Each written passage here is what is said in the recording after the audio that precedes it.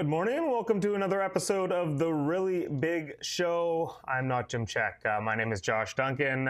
Filling in for Jim for the next couple of days, joined as always by Ian Burns out there in Ottawa land. How's the weather out there, Ian? It's not so good actually. It's cloudy and sweaty and hot, and Mm, generally not so cool. a little muggy. Yeah, we're probably already up near 30 right now. Very sunny here, very hot. So might take a few clouds if you can send them our way. And there's a heat warning as well. We should There is warn a heat people. warning. Yeah. Headlines today: Bank of Canada holds the key interest rate, a warning about Carney government's projected deficit.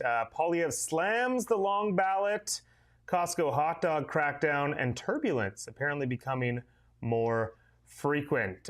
First up on that list, and Ian wrote this story this morning, so I'll let him take the ball. But Bank of Canada holding that interest rate at 2.75%, despite the economy's resilience. Yeah, I mean, this was widely predicted, like, and for quite a long time now, people have been saying with a huge amount of confidence that this was going to be held, and sure enough, it's held. It's the third time in a row, so they seem to like that 2.75%.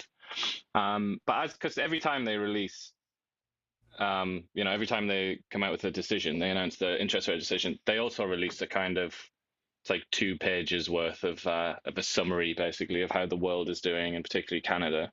Mm-hmm. And it's exactly what you would expect. It's almost kind of like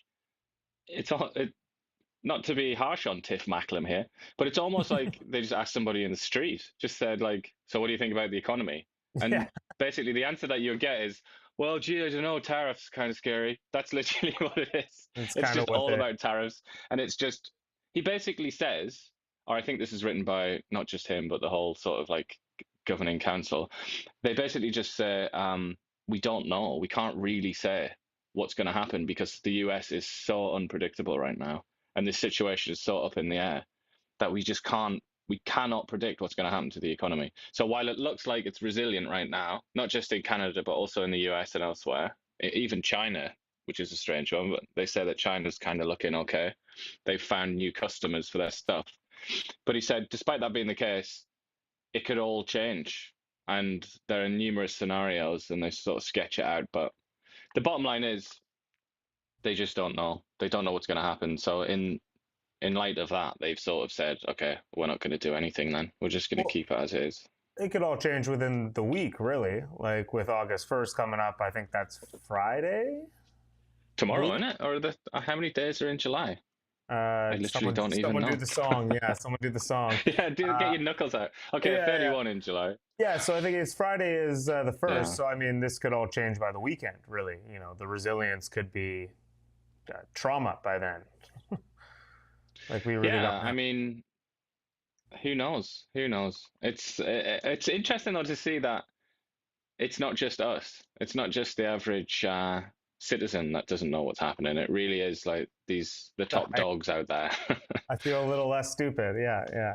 Yeah. So I guess on that note, they probably didn't have much of a forecast either on what or our mortgage experts kind of predicting what's going to happen with this rate over the next few periods, or are they just as confused as anyone? I think, yeah, they're sort of in exactly the same boat as Mr. Macklem and company.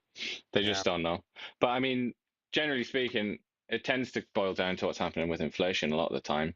Inflation is kind of it's 1.9% in June. It's kind of stable, but there's a little bit of uncertainty about when you take energy out of there and you take taxes out of there as contributors to inflation, it looks like it might be increasing a little bit. So that obviously is going to always be a worry for the Bank of Canada. And then there's unemployment and slowness in the economy, which has certainly started to pick up. So those are the things to watch. But Mm. I The think we the just, it's a bit of a damp squib, really, the but we just kind of have to wait. We have to wait and see what happens. Yeah, and the inflation numbers are kind of skewed this year, really, over the next few months because of the carbon tax leaving, correct? Like Indeed. it's like, oh, And inflation's down, but when you take out gas prices, it's actually up. So it's kind of hard to even pinpoint that. yeah, and that is Tiff Macklem is kind. They've been. Oh, I said Tiff. I assume he's the main author of this, but he's been saying that for a while, and the Bank of Canada have been saying that for a while. They've actually, and Statistics Canada as well, all the official bodies, they've been pointing to that again and again and again, to Mm-hmm. the carbon tax. But now they don't say carbon tax explicitly, they just say taxes, Mm. which really is just carbon tax, isn't it? Yeah, yeah, yeah. All right. Anything else on interest rates, or should we hop to our friend Carney here? I think we should move one step closer to Costco hot dogs, which is where the action's Yes, going to that be. is fair. That is our end goal to get to Costco hot dogs today. Carney government poised to post a massive deficit of more than $92 billion during this fiscal year, from a new report from the C.D. Howe Institute, and forecasting deficits beyond this year as well over the next 4 years. I feel like it's maybe to be expected early in this government, especially with what's going on, but you are more in tune with that than I am. What are your thoughts? Well, it's not quite new. I think it's from earlier this month this report came out, but we're just kind of highlighting it today, I think. But it is a tricky one. I mean, it's very ugly, isn't it? If this is accurate, what this think tank says, and it's going to be almost $100 billion deficit, that is that is terrible. That looks terrible, especially when it's being delivered by this man whose The supporters Economist. say is kind of the greatest financial wizard in Middle Earth. Yeah. I mean, it looks bad, especially when Canada already has terrible household debt problems. It has pretty bad national debt. You know, in terms of what the government spends, it's a lot of money every year. A huge amount of money goes on just to pay interest on debt. And obviously, if you're going to have a deficit, you need to you need debt to pay for that. You need to get a loan to pay for that. So what it means is we've been living beyond our means for quite a while in terms Mhm. of federal expenditure. It just means that it's even more dramatic than it was. And that big pile, this is kind of like the operating expenses when we accumulate little bits of debt, and the big pile gets bigger and bigger and bigger and bigger. And you know, since I have my feet in the British world, as I often say, they're a lot further down this path in Britain, where they have an enormous national debt, and they also have a huge deficit. And it's getting to the point now in Britain where there are whispers um, that there could even be a default, like that they might not even be able to get, because you have to go into the bond markets as a Mm. country and say, please buy my debt. There's a possibility that the British might go there and say, please buy our debt, and no, like not enough people are going to buy it, and then that's the kind of thing that happens to like Argentina and a lot of other countries like that. It's not something that you'd expect to happen to Britain. So Yeah. Britain's kind of like, that's like the warning. And I feel like people are looking at Canada and they're kind of saying, we're in a much better position. Canada's been much better run than Britain over the last 20 years or so. But, let's not tempt fate, a lot of people are saying. So that's kind of the context of this. I think a lot of people, they see stories about deficits and stuff and they just like, they don't know what that means. They don't care. It just sounds like nerds fighting over numbers. But I mean, it could, in the long run, if you keep screwing up your fiscal situation, as it's been happening in Canada, eventually there is the risk that your whole country could go bankrupt and you could be an absolute financial meltdown. So you got to be smart. Yeah, and this report saying declining fiscal health, increased spending on defense is something that was called for, and Carney's kind of brought in economic effects of Trump's tariffs. Obviously, that's being blamed for quite literally everything. Cuts to the personal income tax, GST, first-time home buyer. So again, kind of election promises, elimination of the digital services tax, another kind of a new thing for the Liberals have done with Carney. I guess the way you kind of get this number going the other way is, as many people talk about, energy and starting to export more energy and all this stuff, that it's obviously polarizing so many Canadians. So, when does that kind of start making an impact on, this number? It's obviously going to be a little bit, but.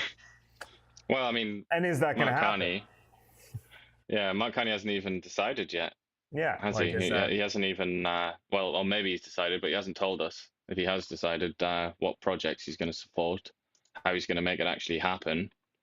But yeah, I mean, that's one way. That would just increase revenue, theoretically. That would Yeah. increase tax revenue, and that would mean that the deficit would shrink, assuming everything else stays equal. Yeah. So, I mean, growth is one way to get out of this kind of situation.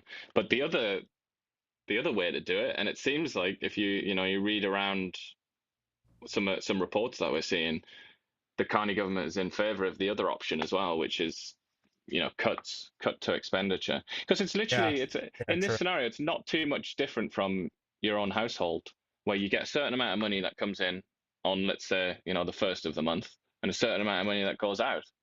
And if you're spending more than you're getting in there, you can either earn more money, or by whatever means, or you have to cut back on some of your expenditure. Yeah. And it's not quite, the analogy is not perfect, obviously, because the Canada can invent its own money, can print it out of thin air. So it's a little bit more complicated than that. But I yeah, could those do are the that at options home really. too. Increase the revenue or cut expenditure. And it Yeah. seems like it's really hard to increase revenue in Western countries now. Obviously, that's why they're all so bloody stagnant, except for America. So cutting would be the more surefire way of doing it. So let's see if that's what the Khan dog Was is there going any to kind do. of number on like how much money, say, what was it, 60,000 federal jobs? Was there ever any like number put out of how much money that would cut from, the payroll, if you will? I I don't know if there assume so. was. It's billions of dollars if you add up all the potential cuts, because it Yeah. was, I think it was more in a percentage. It's like a percentage bracket of retrenchment that Carney expected. Mm, But this is the thing with Carney. He's been in this kind of he hasn't sat down yet kind of thing. He's still shaking hands in the room, and he hasn't actually. He's said a lot of things, but there's not all that much concrete. And even with the budget, that's obviously why he wanted to dodge putting out a budget, because he's still figuring it out. He's still yeah. trying to figure out how to make, the two ends meet, because it doesn't look obvious to outsiders. And this is obviously what this think tank is trying to point out. Like, this looks a bit messy. Yeah. And that budget's coming when they get back in September, they say. Fall, yeah, that was the Oh, promise. oh, just like football season. All right, moving on. Do we have anything else on that? I know we had a Pierre tweet. Yeah, there you go. Yeah, this is I mean, very politicized, Yeah. very politicized take on what we were just discussing. Yeah. But he's been going on about this for ages. He's more of a small sort of government kind of guy, Poilievre, and almost like a bit of a libertarian, which means usually almost always smaller government. Um, but yeah, I think he's feeling, and a lot of other people around him are feeling quite vindicated, actually, because they said it's necessary to do what we're promising, because they promised cuts to a certain extent anyway, and they said it's really necessary to do this to kind of save Canada's economy, and Carney won't do that. And the argument from the Carney camp was, Carney's a financial genius, mate. Have you seen his resume, kind of thing. So I think now they're saying, like, yeah, look, we told you so, we were right. But it all has to play out. Like, things can change with federal like government expenditure and government sort of balance sheet. Things can change quite quickly. So you're just going to have to wait and see what Uncle Carney gets up to. He might surprise us all. Can't wait. Popcorn's out. All right, well, from Pierre to Pierre, let's jump into this longest ballot stuff. I believe we have a clip here. Longest ballot thing is a total scam, and it must be stopped.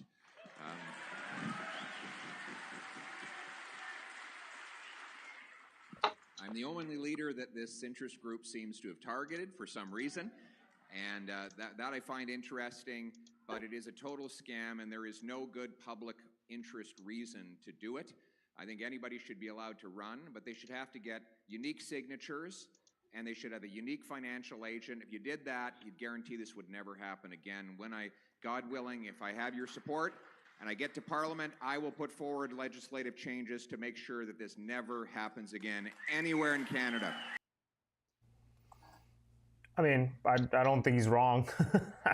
Yeah, I think my feeling is most people probably agree. This was, Yeah. this is a fringe group of people pushing a fringe idea, and they've done it in a very kind of obnoxious way. And I think probably it's not had the effect that they wanted. I think they wanted everybody to jump on board and say, yeah, let's change the electoral system.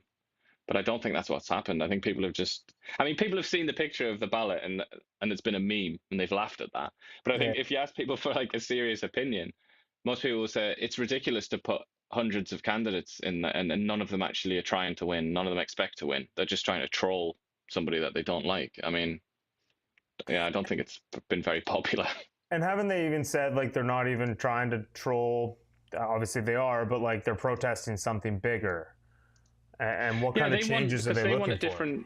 They want a different electoral system. They want, like full on. they want to move away from first past the post to something different. Yeah. Which is, like I say, it's a very radical thing. It's a pretty fringe idea, generally speaking. I mean, there's a certain amount of support for proportional representation, but it's quite obscure. It's not exactly, it's not like a mainstream campaign issue. Like, it's not something that you'd expect even the sort of left-wing parties to endorse, and they haven't really.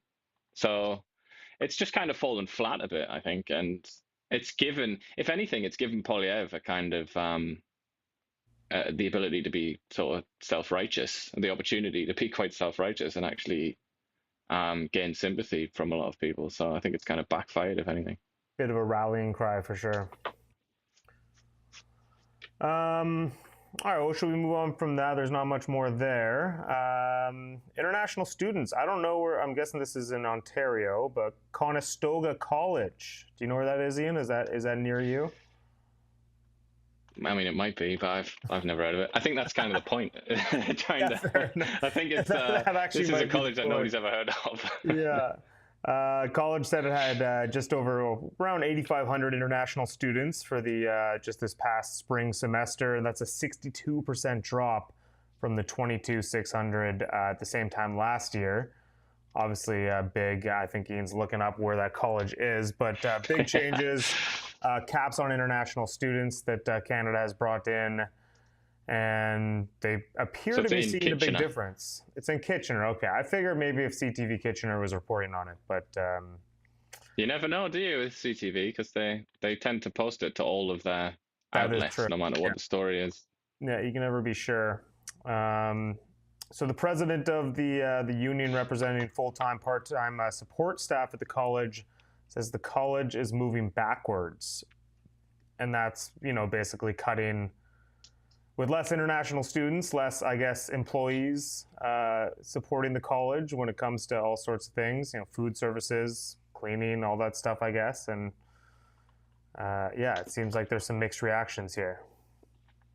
But this is, the reason that this is, I assume the reason that Jim has put this in here, and the reason that it's of any interest really outside of Kitchener, the reason it's more than just a local story is because it's kind of representative of what many people said was an unfair and ridiculous system with student visas. I mean, just if you look at that second paragraph there, 22,500 that's international students. Last year, I mean, that is an enormous amount of people. When you bear in mind, these aren't, like, students is the wrong word, really. I mean, a better way to look at this would be, it's almost like immigrants, really. That's a better way to look at it, because it's people primarily from India nowadays. Other countries obviously can also be included, but it's a way to get into Canada because it's quite hard to actually to get into Canada as a professional. You've got to go through so much administration, so much bureaucracy, and you've got to prove so much. You've got to be needed, you've got to have qualifications, you've got to do all sorts of stuff if you want to get to Canada like that. And if you don't know anyone in Canada, like you don't have any relatives or anything like that, you can't get in on the family visa. So then the only real option is either claim to be a refugee or be a student, like come as a student. So they go to these colleges that nobody's ever heard of, spend God knows how much money on a catering PhD or something like that, and then Yeah. then they become Canadian citizens within, I don't know, 5 years or something, or 6 years. Well, I So think that's this kind is, of what this is about, and really. It's not about all this stuff here where it's like, oh, it's affecting student services, and it's not yeah, really about that. This isn't about like academia or anything like that. no. This is like it's a way to make money off people that want to move to Canada, basically. Well, I think it was something that, both sides of the political spectrum were even calling for. If you really kind of look at it in a bigger picture, like, and obviously the Liberals kind of made it happen with the Carney government, but I think you found supporters of both, the Conservatives and Liberals calling for this in the lead up to the election, and to kind of close this loophole. Not that everyone's saying, hey, no immigration, no foreign students, but there was a clear loophole here, like you just explained, and it's interesting to see the numbers behind it now that it's kind of being closed, and that kind of large difference in students is obviously gonna, whether the school is legit or not, I really don't know anything about it, but it's obviously going to be quite a shock to the system of these Yeah, schools. So, it's not just Canada either. I mean, I know a lot of people. Well, not a lot. I know people in the sort of university world in England as well, and they're experiencing the same thing there. yeah, But the thing is, it was the reason that it wasn't fair is that these colleges or schools or whatever, they got all the profit, all the benefit, but then yeah, the rest of society had to pay the price, in the form of new people and all the costs that are accompanied not by enough that. Even just housing, things and like yeah. housing, traffic, all kinds of things like that. Like the cost was completely someone else's, but all the gains were theirs. Yeah. And now they're complaining about it. Obviously, you would, wouldn't you? If Yeah. somebody's like, and if somebody's destroying your business model, it makes sense that they'd be Yeah. upset about it. The jig's But up. yeah, I mean, just as an example, I think when I first started to realize just how hilarious this was, is when I was getting an Uber from somebody who's, I would say, he probably had about 15 to 20 words of English, but he was capable of explaining to me that he was a student studying catering or something like that. I can't remember what it was, at a Yeah. university that I'd never heard of. And I just thought, okay, you're an international student driving an Uber, you don't speak English. Like, come on. Yeah. Get Something's real. up. Yeah. No, that's funny. And that's what, look, what I'm saying here is hardly controversial. Mark Miller, the previous immigration minister, put it in much harsher words than I've just used. No, yeah. Look, And he's very much a kind of a left-wing activist. So it's not a right-left thing. yeah, no, like It I was said, I it think was literally the case that it was a loophole, as you said. both sides were very much in support of some action on this. So it's been good to see the loophole, kind of closed. And yeah, I mean, if you come to an actual school and for actual learning and properly in those ways as a foreign student, that's fantastic. But yeah, I remember seeing some stories like that. Like some of these schools were like little in a strip mall. It was like the Brampton School of Hospitality, and it was like literally just a room in like a strip mall, and it was like, yeah, I'm a student here, so it's good to see some differences there. All right, moving on. Confederation bridge tolls. The Department of Transport has sealed all records regarding the tolls until November 2026. Ian, why is this? Well, this is from Blacklocks, which is kind of Holly. people that don't, yeah, for people that don't know, their purpose is to kind of push for transparency in government. Really, that's kind of I reckon that's what they would say about themselves. But they're really good at these freedom of information requests, and they're really good at like going through all the boring documents and finding things out that the government doesn't really want people to concentrate on or know about at all. But this story is basically about them sealing it off, so blocking access to it, so even they can't get it.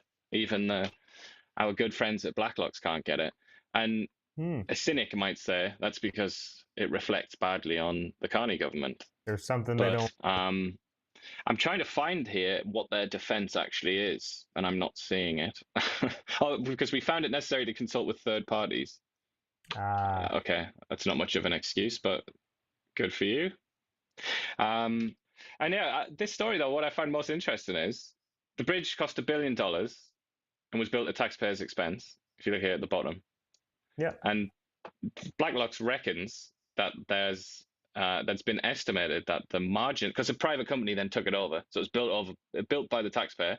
Private company took it over, and it's estimated that their profit margin is 54%. So good for them. Yeah, Should get into the bridge buying industry. That's not a bad gig. So are they saying that then the billions already being paid back? Or are they just making to be a honest, I bunch don't of know the money? details of this, but I mean, often, yeah, you would. So it's a lease, so they didn't actually buy it outright. The lease presumably Oh, okay. was satisfactory to the government that agreed to it and covered the costs. But then these people have come in, and it was $50 to cross Yeah. before Carney came in and knocked it down to 25 or whatever, 20. Yeah. 20, yeah. So I mean, presumably they've come in and thought, there aren't any other bridges from PEI to New Brunswick. So what are you going to do? Don't have a lot of options. $50. Buy a sailboat. Yeah. But it's That I is mean, a nice little business. so to many get examples into. of this. This is really not just this one thing. There's so many examples of this where the taxpayer will build something, put up the capital, and then it'll end up in the hands of Private company. cupiditous private enterprises who just have these massive profit margins. But such is life. And I guess now we're waiting to find out until November 2026. Yeah, and exactly what's going Blacklocks on as well. A lot of other people, including probably Blacklocks, would say this is that this Liberal government, since Trudeau came in power 2015, that they've got form doing this. They've done this quite a lot. I mean, people also made that claim about Stephen Harper's government, but they're saying that that they promise transparency, but they're actually quite secretive the way that they operate, and they hold on to information. So I guess it's just another one for that to file in that drawer. More Holy Down as well. 22 Canadian diplomats were fired last year for fraud, theft, embezzlement, soliciting kickbacks, and other wrongdoing. No police were called or involved. Interesting. Soliciting kickbacks is a big one, isn't it, for a diplomat? That's bribery, surely? I don't think that's allowed. Certainly not when you're a diplomat. You got that magic green passport. You don't have to bother with lines and things like that. Yeah, no And custom. you go and commit embezzlement or solicit kickbacks. Cheeky. Well, you got the platform. You might as well take advantage, right?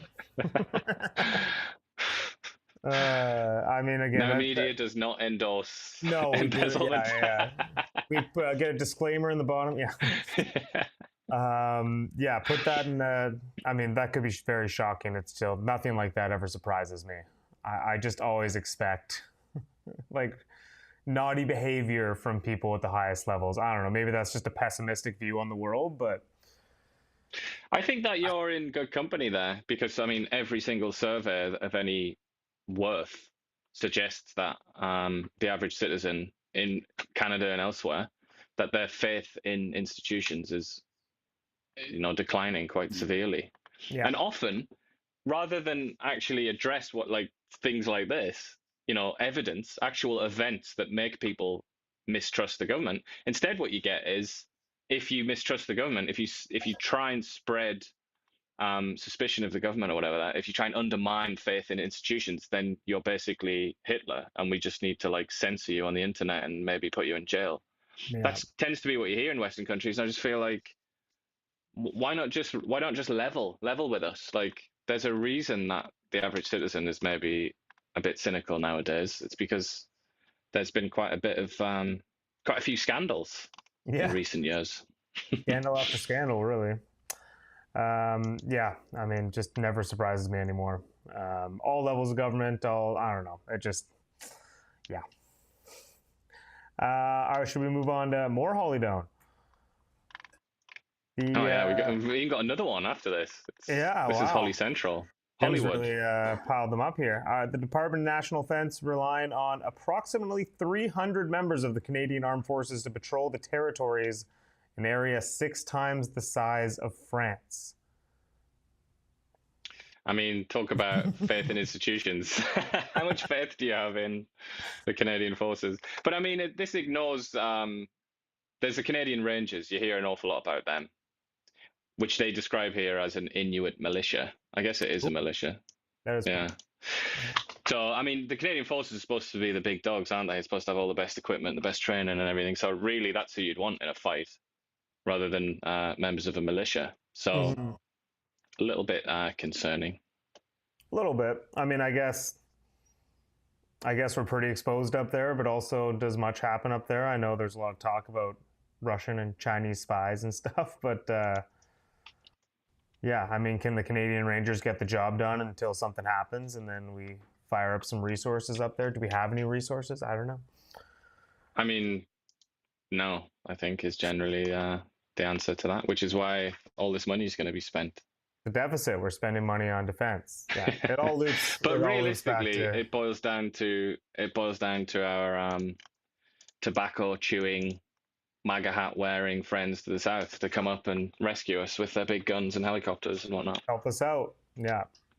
Our pals, the Americans. Okay, we're gonna fire through this again because we got more Holly down, believe it or not. Government Canada, Health Canada documents pushback by cannabis users over new warnings linking marijuana to psychosis. I'm confused, said one focus group participant. Of course you are, this reads because like, you've been smoking weed. This reads like parody. It might be. What studies are these based off? How do we know the effects in my brain? Well, I'm confused.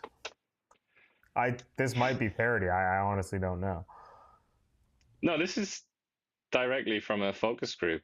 Yeah, I mean a would think focus it's group legit, being like, but they're supposed to be very high standard usually. You're supposed to select the people and did they just get them high? Smart. Yeah. Interesting. But yeah, you got to read it in the right voice, haven't you? You got to read it like, yeah, man. Well, I'm confused. Confused, dude. But yeah, this is like, we've talked about this a lot, Jim and I. We've Jim and me, I think I should say, because it's kind of just laughed at, isn't it? It's considered to be like harmless, and like it's interesting. This guy said, "Does it cause lung cancer?" It's like, yeah, it does, but I mean, that's not what this is about. It's about the mind, isn't it? This is about, and it goes on to talk about memory loss and brain function and things like that. I mean, it is associated with quite a lot of bad stuff, but I feel like because of your beloved Seth Rogen and people like that, it's just looked upon as like, it's just a giggle. It's almost like non-alcoholic beer or something, but it's not. Yeah, I mean, bad. but look at alcohol. You know, it's alcohol's, I would say, arguably worse for you. But similar type of Probably, thing. It's been legalized. You know, obviously in moderation. Not a huge deal if you get people that are drinking, 10 beers a day or smoking 10 joints a day, then yeah, it probably starts to have some effect on your body and your mind. And so, I mean, that's the way I kind of see it. But yeah, I think it would be. I just think, particularly, like, it was often compared to cigarette smoking, wasn't it, rather than alcohol? And it was looked like that was a direct comparison, and people would sort of, they go on about how bad for you smoking a normal cigarette is, and it's like, weed, you tend to do it a lot less frequently, and then it would be people would say, and it just makes you like peaceful and all the rest of it, makes you giggle. But I feel like in that discussion, maybe there was a lack of references to particularly the psychosis side of things, because it really, if you hit it a lot, and schizophrenia, if you're at it a lot, there's there's pretty strong evidence out there that it will eventually mess with your head and you could end up psychotic. So yeah, and these people here are just surprised to learn. Basically, they're surprised to learn that, which proves the point of anything, doesn't it? Yeah, I mean, I don't disagree with that at all. I also know people who have smoked weed every single day and they're in their 40s, 50s, and they're totally fine. But I mean, I know people who drink a ton and have all their life and are totally fine. So I think it can absolutely have an effect on your brain and psychosis. I don't think it's, hey, if you smoke weed for 10 straight years, you're going to, but I mean, like anything like that, I think it can absolutely have an effect on your mentals. And And then obviously, like you said, the effect on lungs and stuff. Whereas alcohol can brutalize the liver, smoking can brutalize the lungs, and yeah, none of that stuff is completely innocent. But you can go down the street and buy it at the store. Yeah, but I feel like what this is all about, it's just about giving people that warning and Mm-hmm. and trying to tell them that this is not just like something to have a giggle about necessarily while you watch Seth Rogen movies. It's not necessarily like that. It's Even like Seth Rogen. it could affect you. It could be serious, which is what they tell you about cigarettes and all that, isn't it? I mean, when you buy cigarettes, it's like they try and Yeah. shame you into like throwing them away, don't they? And with alcohol as well, we all know that that's really bad for you. But I just feel like with cannabis, marijuana, whatever, I just feel like it's not as well known, perhaps. For sure. And you hear a lot like, oh, like, weed isn't addictive, cannabis isn't addictive. Like, I think it can be, for sure. I mean, I used to smoke a fair bit in my early days, not really anymore, but yeah, I think it can absolutely be addictive, like alcohol. Not quite like cigarettes or nicotine, but if you start getting into a habit it's almost more like mentally addictive, in my opinion. Yeah, I mean, habits are easy to form. Like my Yeah, drinking of this carbonated water, that's your become a habit. Bublés. Yeah, your Michael Bublés.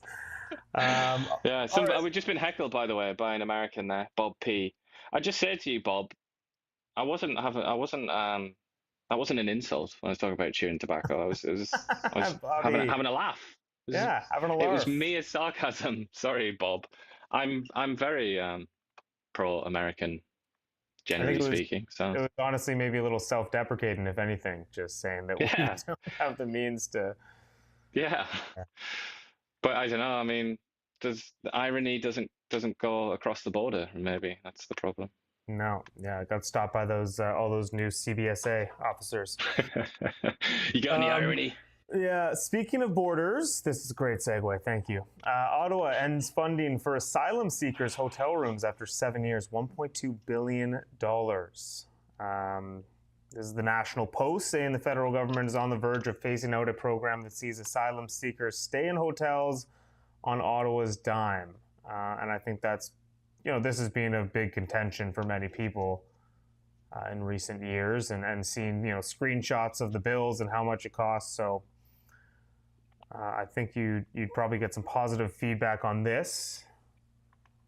Yeah, it's kind of nuts, isn't it? But then this is what's prompted Doug Ford to come out and say, all right, we'll give them work permits then so they can pay for themselves, because it's going to be the provinces that pick up the bill. And then the provinces will, they'll tax the same people, but it'll just be a different kind of tax. It'll just have a different word next to the tax when it's taken from you. So yeah, it's not really a solution, I don't think. They're never gonna completely ignore them. Like it's always they're gonna get some sort of support or money almost any possible way. So whether it comes from the provinces unless they're given the right to work, and even then they're probably going to need subsidizing, because chances are they probably won't be able to just go straight into the job market and get a good job. Yeah. So the thing is, I mean, yeah, but I don't know. Oftentimes jobs like that, the workers are being subsidized still by the federal government or by the province, so by the taxpayer basically. But the real question, the hard question, which is not being asked here and certainly not being answered, is there a better way to deal with a situation where, everybody that feels like it just comes to Canada, sometimes kind of, breaks laws, breaks rules to do so, and then says, I'm being persecuted in X country, I have to stay here. Is it necessarily sensible to then say, okay, well, you just hold on for a couple of years or more. We'll pay for everything. Don't worry about it. And then we'll make a decision. Chances are, you'll be granted asylum. Is that necessarily a good idea? I think it was created after the Second World War, when there were people in absolute emergency situations, mostly Jews from Europe, who tried to come to places like Canada and couldn't get out. And many of them ended up dead.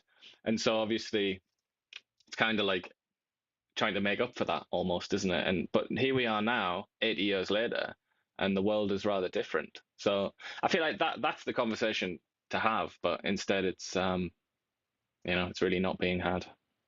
Oh, it's a tough one. I think a lot of people struggle with the tug of, yeah, we want to help people, but also like don't just want to let everyone in, and then make quality of life worse here when it comes, like we mentioned earlier, with the university thing with housing and everything that comes with adding so many people. So I think a lot of people kind of tug with the moral side of it, being like, yeah, I don't want to turn people away, but also kind of do. So Yeah, well, Canada as well is kind of, it's been very generous, hasn't it, with refugees, and loads of, like, I know loads of people just in my own, relatively small network, loads of people who are descended from refugees, like their parents, their grandparents, whatever. It's very common here. So I think people just kind of, they think, oh well, I mean, that was great for our family, so I'm in, kind of thing. But the reality is that it's changed. I mean, and even Jim, by the way, is his parents were refugees, weren't they? But he, has a different opinion on this. But I my just think, my grandparents came during the Second World War. there They you go. fled Austria and Belgium and Yeah, arrived it's on the like East you hear it Coast. all the time. But the thing is, I mean, I guess they were fleeing all kinds of bad business in Europe, Yeah. and that was obviously the case with Jim. His parents were fleeing from Hungarian communists or whatever. Yeah. You hear about it all the time, and these are like, yeah, okay, that was many years ago, 80 years ago, 50, 60, 70 years ago, whatever. It's just a bit different now, and a lot of these applicants are the aforementioned students, from Mhm. places like India, who have failed in their attempts to get settled status, permanent residency, and so they've thought, okay, well, maybe I'll just claim asylum. And Yeah. if it in the case of a country like India, that's absurd, obviously, because India's a relatively prosperous country. It's on the up, it's a democracy. It's not Hitler's Europe.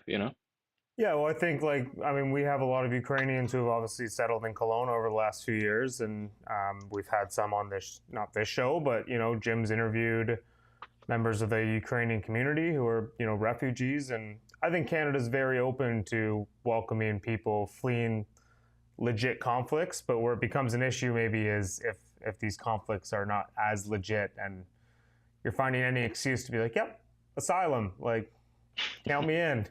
Get me a hotel.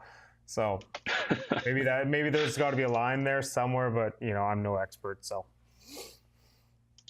yeah. Yeah. All right, we got 5 things here, which you of course wrote up this morning. So why don't you take us through it? Yeah, this is the French. I don't know if you presumably you saw that story. The French came out and said they're going to recognize a Palestinian state.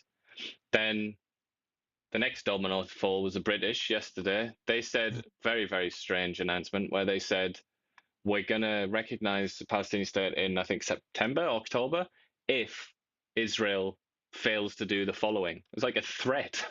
So, I mean, that was very peculiar.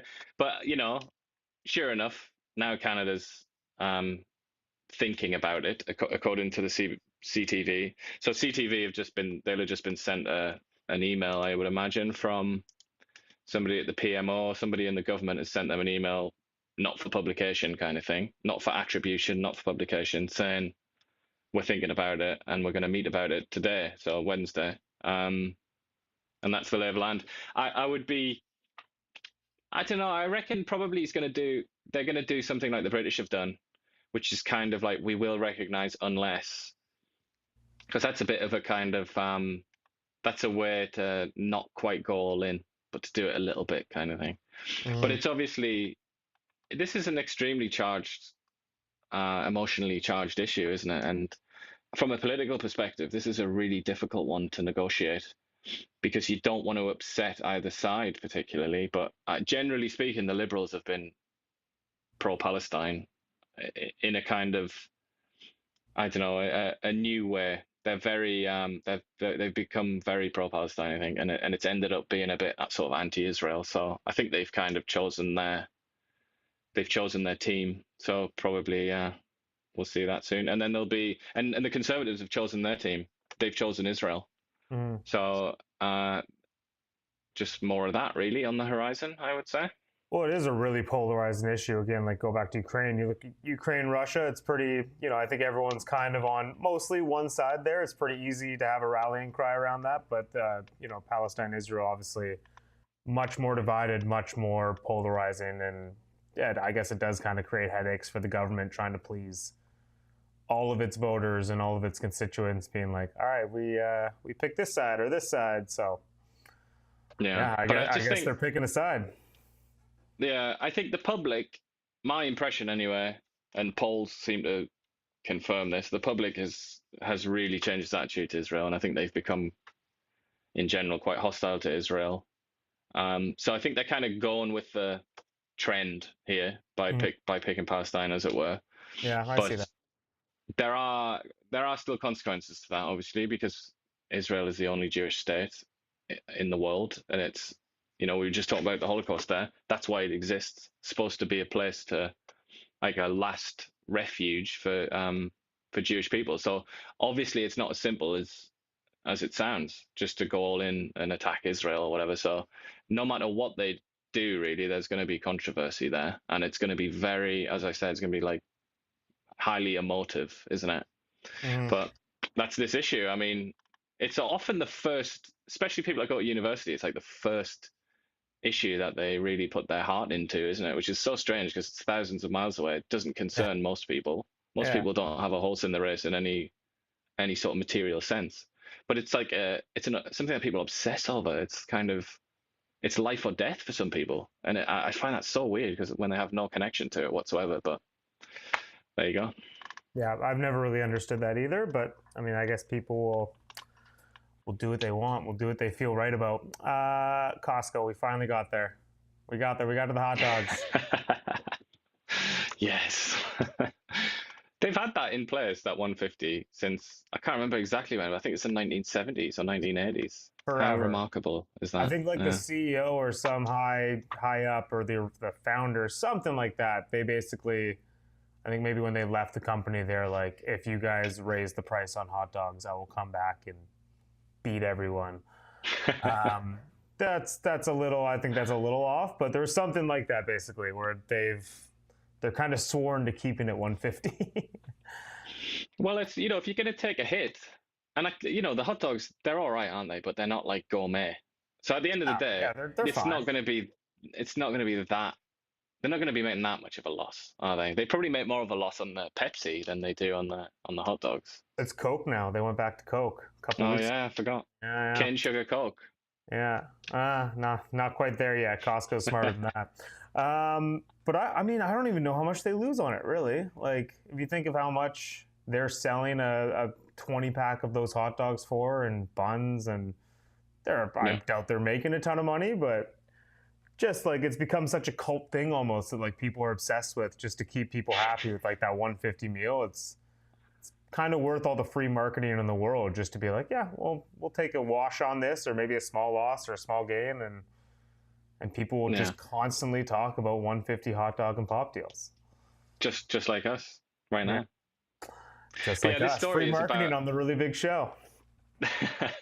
Bubbly and hot dog and Costco hot dog. Yeah, we got to reach This one's out. about, I don't know if you know this one, but it's a downtown Costco in Vancouver.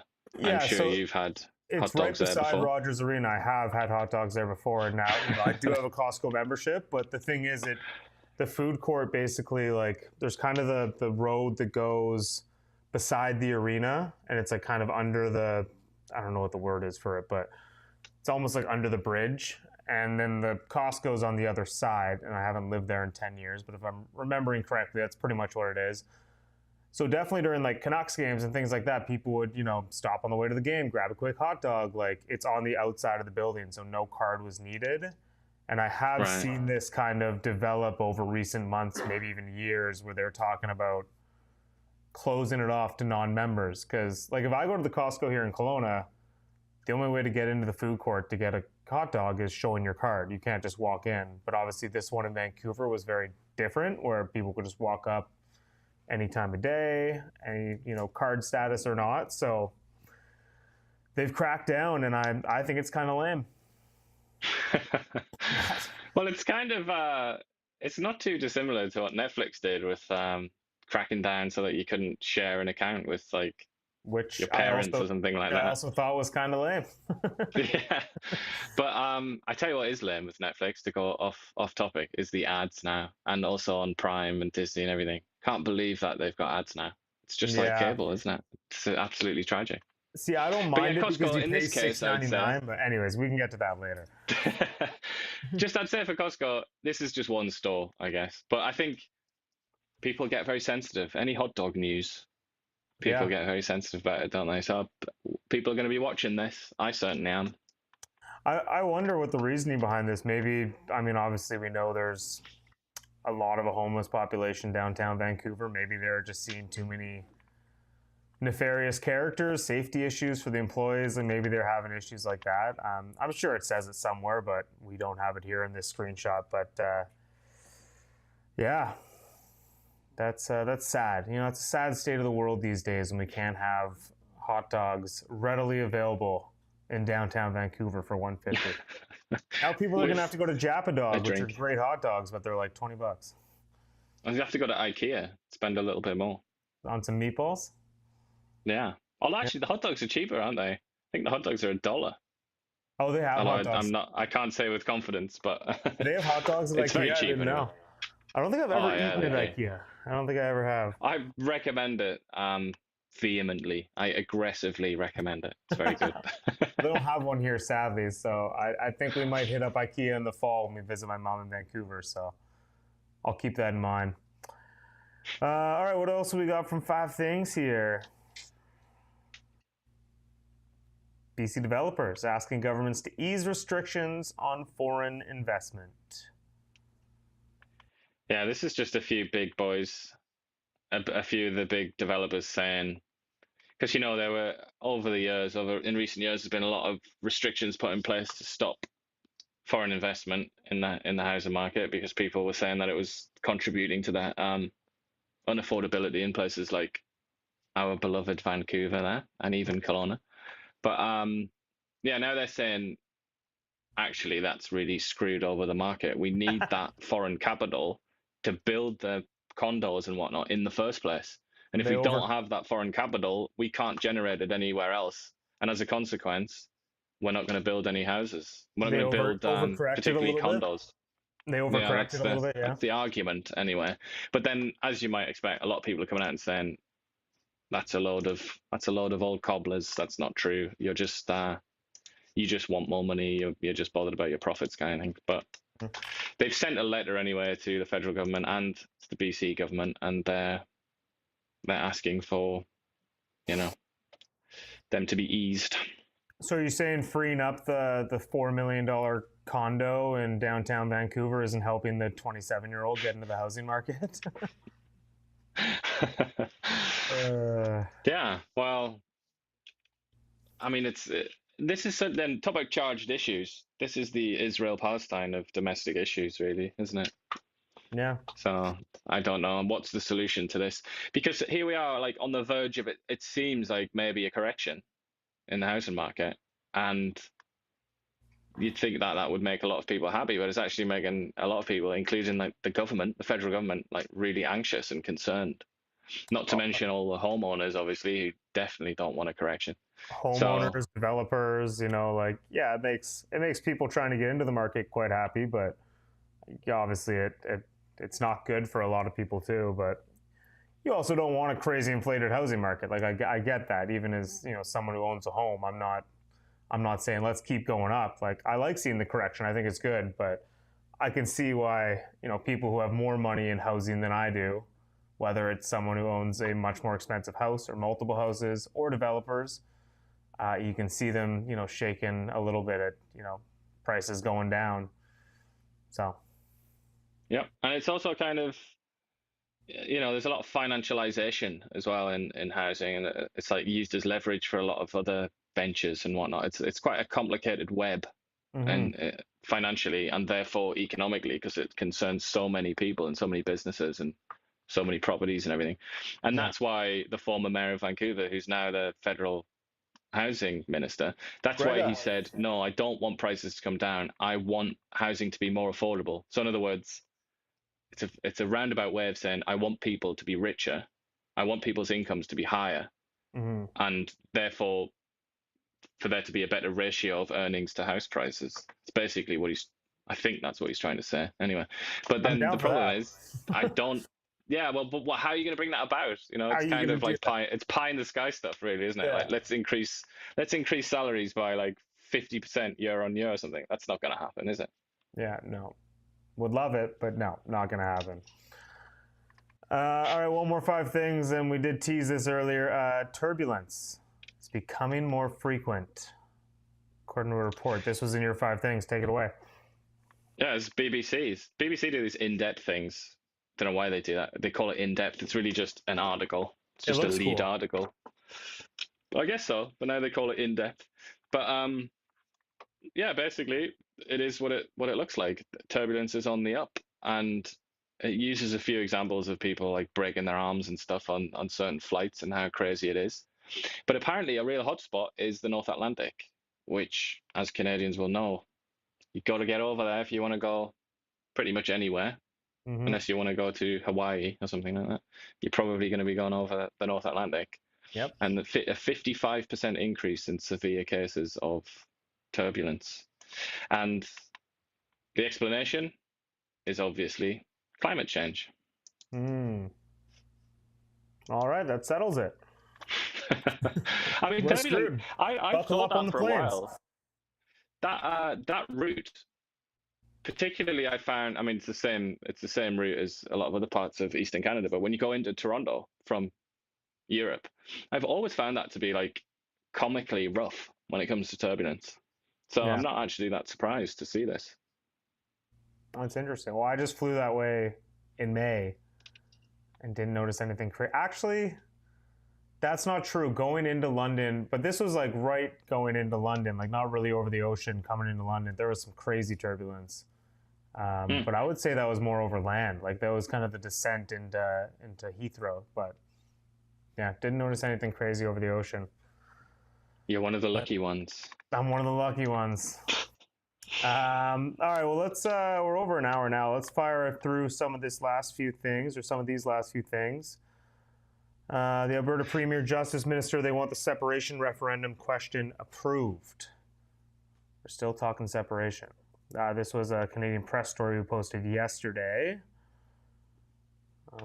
Yeah, this is kind of obscure. I think we can safely skip this, but this is just like haggling over, like to summarize, there's people haggling over how the question will be put and what the question will be, who gets to decide, all that kind of stuff. How it'll be but worded. The reason that it's interesting is obviously because it's the drumbeat of Alberta separation, which is, still seems very unlikely at this point, but you never know. I mean, in 2014, 2015, even in 2016, it seemed extremely unlikely that Britain would leave the European Union. And sure enough, we all woke up in the morning and learned that we were out of the European Union when we were there. So, I mean, it can happen. So that's kind of, that's what I take this to be. And I remember these stories about the EU. So it's the same thing again. It's like about the EU referendum where it's like they haggle over how it's going to be administered. And yeah, we're on the highway. Yeah, well, it's definitely been talked about more so than I ever remember in my lifetime. I don't know if maybe before my lifetime Alberta ever talked about separating more, but this is the most I ever remember it being discussed. So in that sense, it's at least pretty interesting. I think it was a big deal under Trudeau's daddy, Pierre. But other than that, it hasn't really. Yeah, I think this is probably the feistiest it's been. Yes, yeah. All right, on to Sean Feucht. People probably recognize this name. It's been talked about a fair bit the last few days. Do we have a video here? I think we do. Yeah, let's play this video. All right. So I'm here with Taylor. We're in PEI. Man, tell him what God is doing in your life. Come on. Hey, man. About 4 months ago. Oh, I think we're running into copyright issues, so we're not going to play that. You can find that video on Sean Feucht's Twitter. I think essentially it's just him, Yeah, it's basically someone who was at his thing in Prince Edward Island. He was addicted to crystal meth and cocaine, and then God saved him. I believe that was kind of the gist of it, and that's why Sean Feucht is saying we don't cancel worship. Of course, his show got canceled in Winnipeg, I believe. I think it went through Ottawa, Montreal, yeah, everywhere. Did it get canceled in Montreal? I know the church got fined, or someone got fined. That's because it was cancelled. I think the main event was cancelled, so they just did this kind of like impromptu one in a church, and that's what the fine was about. So they said you didn't organize this properly or whatever. Yeah, well, there is a local tie to this now. I won't say now because the show has been planned for a bit, but he is supposed to play in West Kelowna. I believe it's coming up in August. I would imagine so. August starts on Friday, but the city of West Kelowna did say, I put up this story yesterday. They basically said they're looking into it. They don't have all the details. Nothing's been decided for West Kelowna. Speaking of polarizing issues that we were kind of talking about earlier, this is a pretty polarizing issue. Obviously, a lot of people viewing it as an attack on religion, this, kind of preacher getting censored or canceled on, whereas, other people say, hey, he's Trump aligned, he's MAGA, he's, it's not the God thing, it's the MAGA. So a very polarizing issue. The West Kelowna City Council is apparently looking into it. He's also set to play in Abbotsford, I believe, after, and I think Abbotsford's also looking into it. So nothing's really happened here in BC yet, but this guy's making a lot of noise across Canada right now, which is... It's great news for him, isn't it? I mean, most people probably never heard of him before this.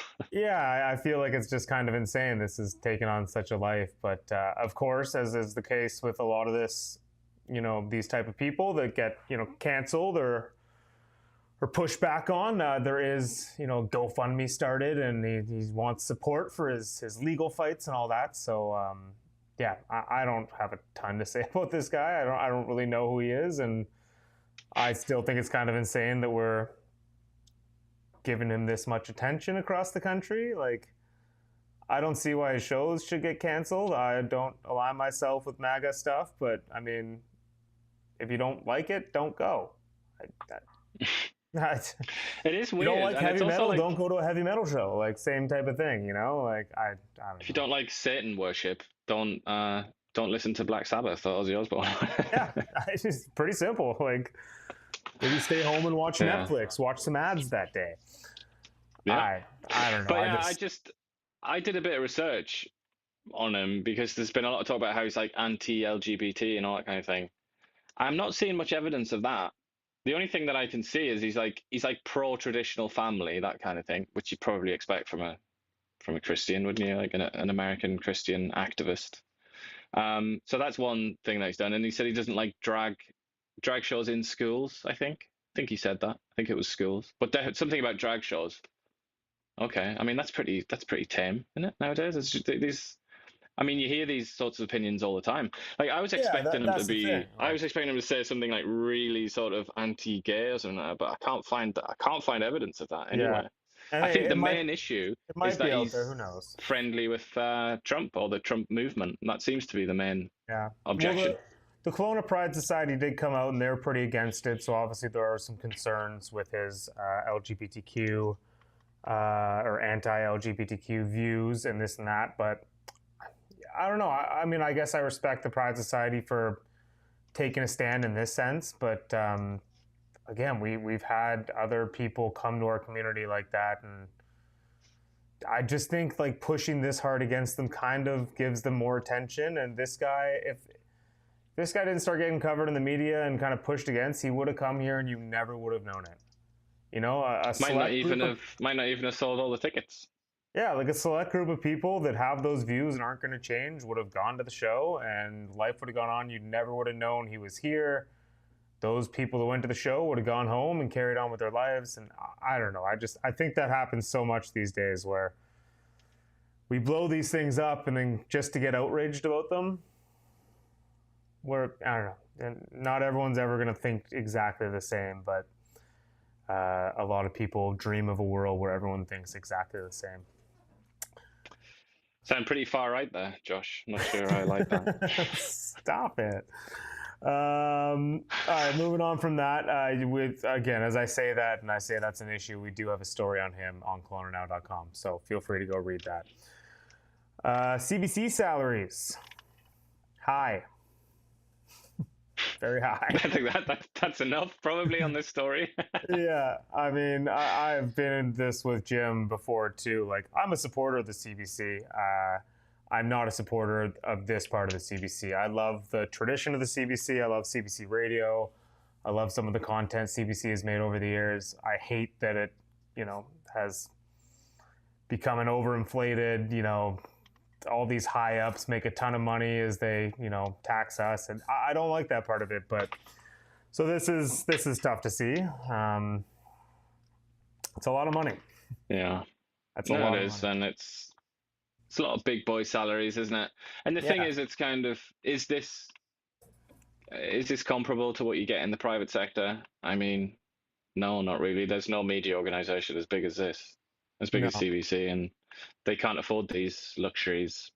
Yeah. So obviously it's going to be controversial because we're all paying for it, aren't we? And we don't really get a choice. Yeah, and that's, it's fair to be controversial in that sense.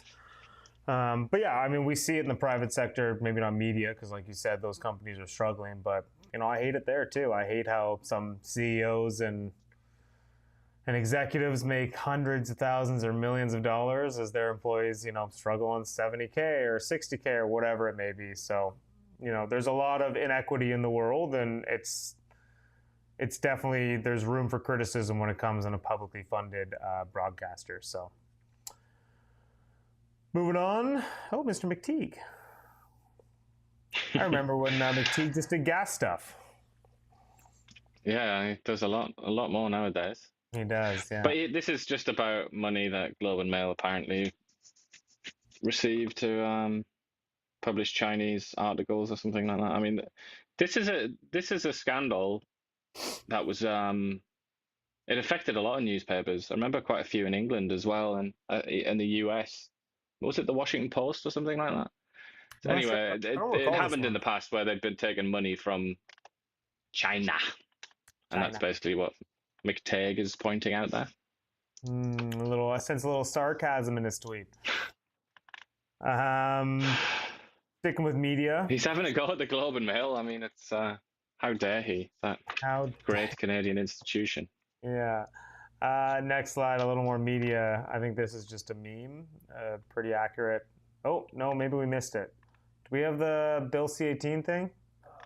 That's just, that's in there every day to talk about Bill C-18, and I guess we can just say, Bill C-18 is not cool. We still hate that stuff. Yeah. Email your MLA and MP. I guess MP. Yeah. Email your MP. Tell them you hate Bill C-18. Perfect. And that you want news back on Facebook. That's the key, isn't it? On Facebook, yeah. All right, Josh Allen. Something I actually know about. Do we have a video on this, or do we just have the screenshot? All right, well, I can talk a bit about this. I saw this video. I love Josh Allen. I should have worn my Josh Allen jersey. Basically, he was signing autographs for everyone at training camp, and then when he went over to a bunch of military members in uniform, he respectfully took off his cap, shook all their hands, and then put his cap back on and signed all their stuff. Josh Allen, he's one of my favorites. I don't think many people, maybe Patriots fans and Dolphins fans, all those rivals, but I don't think many people would have a bad thing to say about Josh Allen. He's kind of one of those guys who's the ideal role models in sports. So good on Josh Allen. Love that guy. Never heard of him. You wouldn't have. Is he from California? No, he's from, where is he from? He went to school in Wyoming. I want to say he's maybe from the Midwest. He might be from Cali. I don't know. I'll look that up. I should know that. He's one of my favorites. We have a video on this next one, Ozzy Osbourne. Or are we missing that too?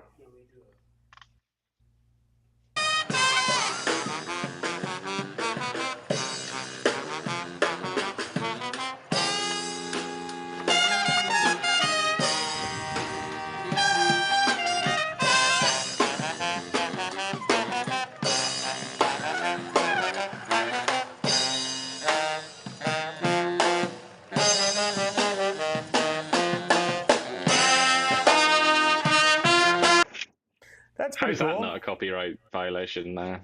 Oh yeah, hopefully it's not. Iron Man. They're gonna get like whoever it is, Universal or something, scream at us.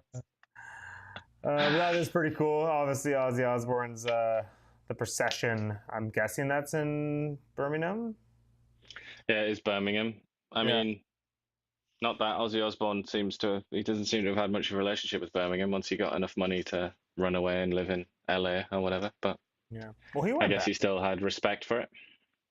To quickly go back to Josh Allen, you were actually right. He is from California, but from like the countryside California. He grew up on a 3,000-acre cotton farm. Nice. Yeah. Cotton farm in California. I didn't know they were big into cotton there. Should have been a pistachio farm, almond farm. Yeah. All right, moving on. Tsunami. We had a lot of tsunami talk last night. If you were online, you probably saw people freaking out. Obviously, there was a little less freaking out, I think, in BC. People realized it was pretty far away and all that, but I saw a lot of panic videos from tourists in Hawaii, like up on the 8th floor of a hotel being like, I'm trapped here with my kid, and I just, like, you're fine. You're on the 8th floor. You're good. Like, you could be on the 2nd floor. You're probably pretty good. A lot of panic. I heard there was 8 to 10 foot waves. I think it looked pretty cool, but I don't think there was any crazy damage or anything in Hawaii, but a lot of panic. And then obviously we had the tsunami advisory for the BC coast. Sounded like we got a little extra wave activity, but nothing crazy. I think Tofino is still there. And the advisory is being rescinded. When you're on Vancouver Island, you can't walk in any direction without tripping over a tsunami sign, can you? So no wonder people freaked out. It's like the sign. Yeah, I mean that is fair. I think like those are probably more in place for like when we get that big earthquake on our Cascadia fault or whatever our fault's called. When we get the big one that everyone talks about, then you should run to higher ground. Then Tofino may be absolutely screwed. But yeah, I don't think much to worry about yesterday. Did they get a finalized magnitude on that earthquake? Because that was pretty crazy. I think 8.7. I think it's still 8.7. Oh, this one. So it was 8.8, but then I think it was 8.7 after that, wasn't it? Which is crazy. Way, one of the biggest earthquakes of the last century. I think it probably fits into the top 10. I think I saw somewhere, which saw a couple videos from like the closest area of Russia, and they're just shaking all over the place. Very nuts, but it's the Ring of Fire, that, isn't it? Which is what BC. What you were talking about there, that fault. It's like, the same ring. From Asia up to Russia, and then yeah, it is. So yeah, I mean, probably pretty good. Do we want to go into markets today, or we're already kind of running? Do you want to skip the market report? We can do that and let Jim recap with his expertise. Yeah, or do you just, we're a slide guy, can just flip through them really quickly if they're in there, and we'll just go, ooh. Well, the first one, we'll go really quick if you want. First one's about Ontario, trouble in Ontario, trouble in paradise. Mm-hmm. High unemployment and housing crisis, potential for the housing market to, die. We've heard a lot about that, haven't we? Yeah. Another one here is this data out of these data, I should say, use the plural, out of the US that, their economy is growing and all the rest of it. And Donald Trump is saying how great that is. Critics are saying, actually, we still don't know anything about the US economy. This is related to people like trying to adjust to the tariff system. It's going to take a lot longer before we actually really know what's happening with the economy. There's another video about that there. And there you go. That's the markets pretty much.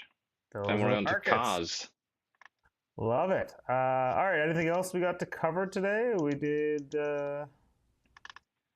we got some cars, rockets. I know Jim loves his memes. Fool of the day. You have to select your fool of the day based on today's news. Oh, okay. Do I get the honor of doing that? Whoa. Yeah, I think that's only right. Usually it's me. All right. Wow. Okay. So do we get to see the options here? Is this where we're at? No, you just have to remember what we've talked about. You were paying attention, weren't you? Oh, from the whole show, I thought there was like a list of Yeah. options. Okay, let me. No, you gotta remember our points, what we've discussed. All right. Well, this might be controversial. I'm going to say my fool of the day is Sean Feucht because I think he's a bit of a grifter. Allegedly.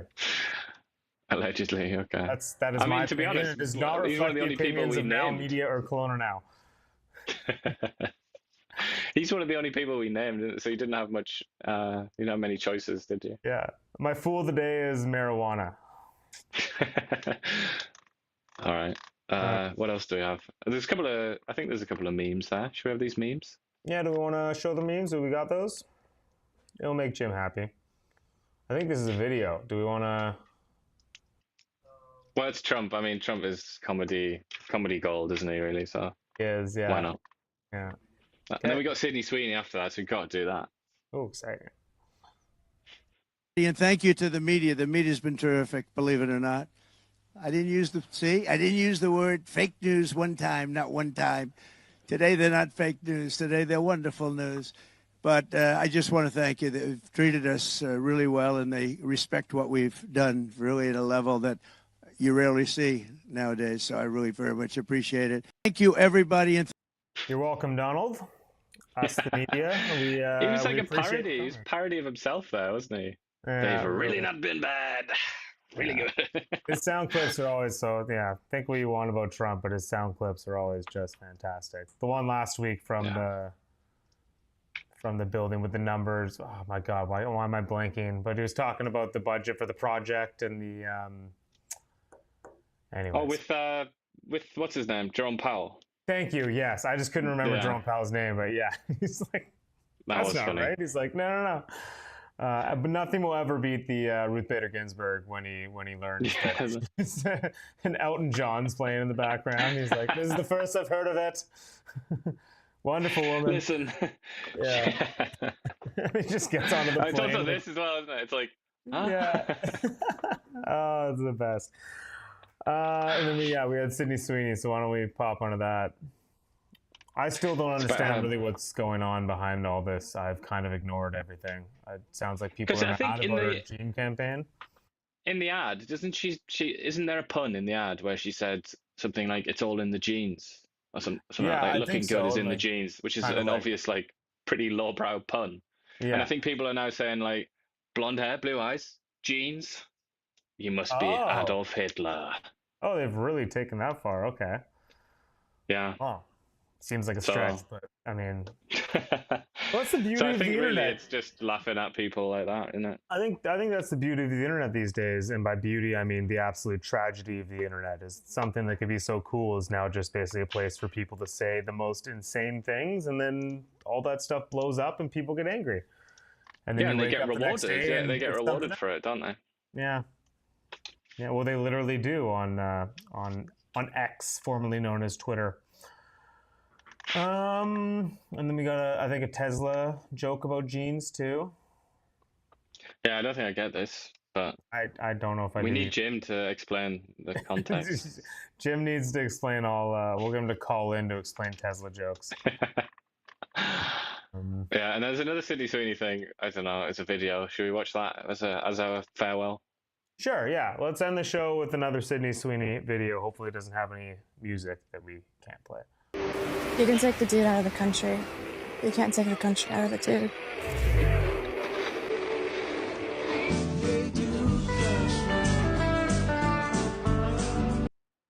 She's got to Why be did she speak like that? She's got to be making a lot of money on ads. Oh, yeah. She's been doing them for ages, hasn't she? I've seen her in a few. But why does she speak like that? I was trying to figure that out, chatting to Jim yesterday. It's like she's taking a sedative or something. What, like the soft voice type thing? No, it's almost like she's trying. It's like she's not really speaking properly. She's like, I just want to talk like this, you know. Like I didn't hear her say anything. I was. That's what that's what Jim said yesterday. What ocean? All right. Yeah. Well, yeah. On that note, big Sydney Sweeney fans over here. Might go buy some Hey Dudes, whatever those are. Actually, Hey Dudes does advertisements for my favorite podcast, so it might be time for me to look into buying myself a tight one-piece swimsuit and a cowboy hat. Cowboy hat. All right. Well, in that case, anything else you want to say, Ian? Wrapping up here. It's been a delight to share the screen with you. That's what I'll say. Always is such a pleasure. To all the people who came in looking for a little more insight from this side of the screen, from Jim, I'm very sorry, but did my best. I'll be back tomorrow, I think Friday, and then Jimbo is back in this chair to start next week. So we'll continue on tomorrow. For now, that is all. On behalf of the man behind the controls, Mr. Ian Burns, and myself, Josh Duncan, thank you for watching Kelowna Now. We don't just report the news, we live here too. We're your neighbors, bringing you stories that matter to all of us. No government funding, no outside influence. Kelowna Now, local, independent. News you can trust.